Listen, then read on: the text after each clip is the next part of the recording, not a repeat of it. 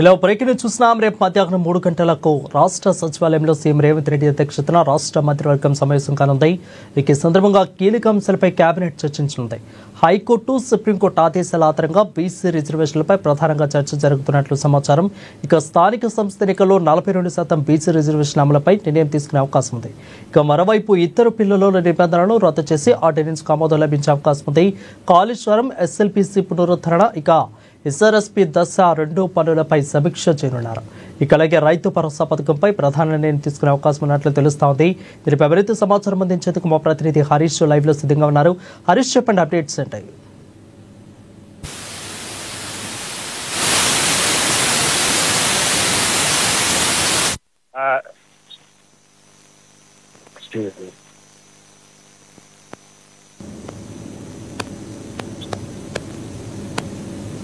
Right Harish, చెప్పండి.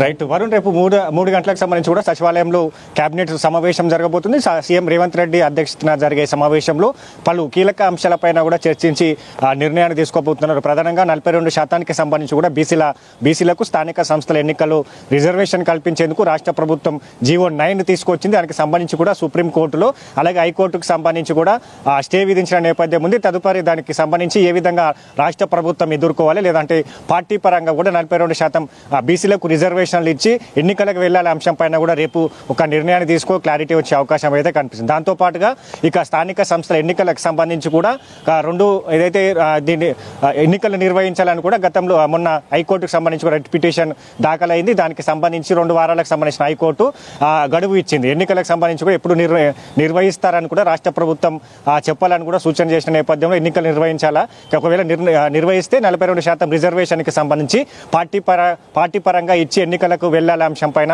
దాంతో పాటుగా ఎస్ఆర్ఎస్పీ అలాగే ఎస్ఎల్బీసీకి సంబంధించిన పునరుద్ధరణ, ఎస్ఆర్ఎస్పీకి సంబంధించి కూడా మాజీ మంత్రి దామోదర్ రామరెడ్డి పేరు ఖరారు చేసేందుకు రేపు కేబినెట్ లో చర్చించి నిర్ణయాన్ని తీసుకోబోతున్నారు. దాంతో పాటుగా కాళేశ్వరం ప్రాజెక్టుకు సంబంధించి పునరుద్ధరణ, ఇక దాంతో పాటుగా పలు అంశాలపైన కూడా చర్చ జరుగుతున్న నేపథ్యం అయితే కనిపిస్తుంది. ఇప్పటికే ఇద్దరు పిల్లల నిబంధనకు సంబంధించి కూడా రద్దు చేస్తూ ఆర్డినెన్స్ తీసుకొచ్చింది. ఆర్డినెన్స్ కి సంబంధించి కూడా రేపు ఆమోదం పడనున్న నేపథ్యం ఉంది. స్థానిక సంస్థల ఎన్నికలకు సంబంధించి కూడా గతంలో ఇద్దరు పిల్లల నిబంధన ఉండేది. ఇక 3 పిల్లలు ఉంటే ఎన్నికలకు సంబంధించి కూడా పోటీ చేసేందుకు అనర్హుడుగా ఈసీ ప్రకటించింది. ఇప్పుడు దానికి సంబంధించిన నిబంధనను ఇప్పుడున్న కాంగ్రెస్ ప్రభుత్వం మొన్న దాన్ని సవరించింది. నిబంధనకు సంబంధించి కూడా రద్దు చేసింది. దానికి సంబంధించి ఆర్డినెన్స్ తీసుకొచ్చింది. రేపు ఆర్డినెన్స్ కి సంబంధించి కూడా ఆమోదం పలికే అవకాశాలు అయితే కనిపిస్తున్నాయి. దాంతో పాటుగా మరొక పథకానికి సంబంధించి కూడా నూతన పథకానికి సంబంధించి కూడా తీసుకురాబోతేందుకు రాష్ట్ర ప్రభుత్వం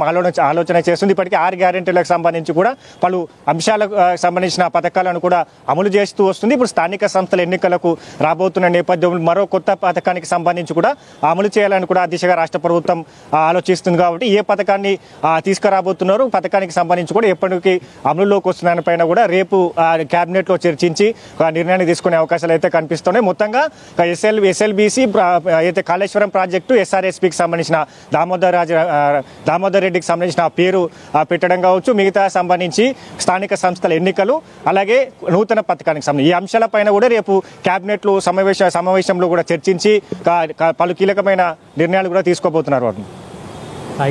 thank you Harish for the clear updates.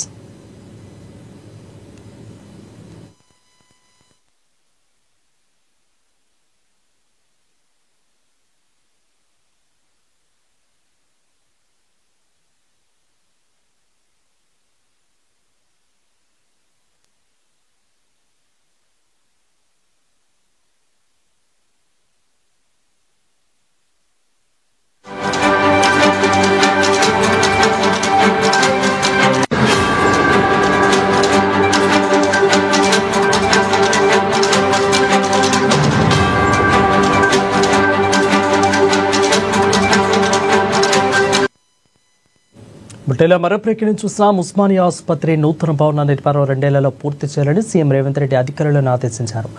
Osmania నూతన ఆసుపత్రి నిర్మాణంపై ముఖ్యమంత్రి ఉన్నత స్థాయి సమావేశాన్ని సమీక్షించారు. అవసరాలకు తగినట్లు అధునాతన వైద్య పరికరాలను సమకూర్చుకోవాలని, ఇందుకు సంబంధించి తగిన ప్రణాళికలు సిద్ధం చేసుకోవాలని అధికారులను ఆదేశించారు. ఇక అధునాతన పరికరాల ఏర్పాటుకు తగినట్లు గదులు, ల్యాబ్లు, ఇతర నిపాణాలు ఉండాలని ఇంజనీరింగ్ అధికారులకు సూచించారు.